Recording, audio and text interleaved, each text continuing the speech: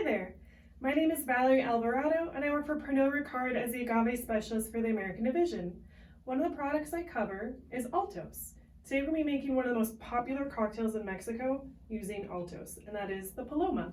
So to start, find a glass that you'd like to use for it. I prefer tall ones, it just feels perfect for these cocktails. So once you have your glass, find something sticky, maybe like a honey, agave syrup, a little bit of lemon or lime juice, and rim the glass. I usually do about halfway of a rim on mine.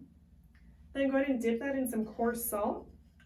If you'd like, you could use pink peppercorn salt for this. It makes it look really lovely on the edge of that. Then we're going to take that Alto Silver and add 2 parts of Altos to our cocktail here. And just go ahead and pour it straight in the glass.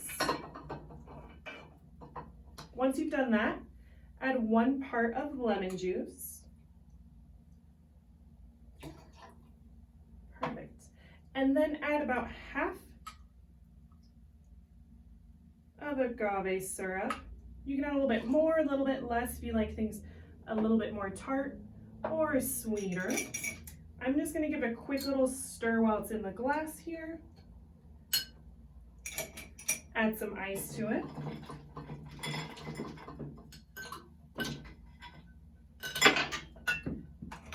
And then add about 2 parts of grapefruit. Once you've added in your grapefruit juice, feel free to garnish it with a grapefruit peel, a wedge, whatever you prefer. I like to do peels because I think they look really, really great on the edge of these glasses.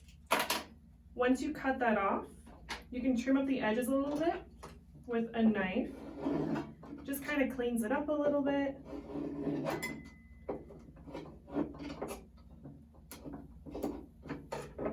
Perfect. You can zest that on top.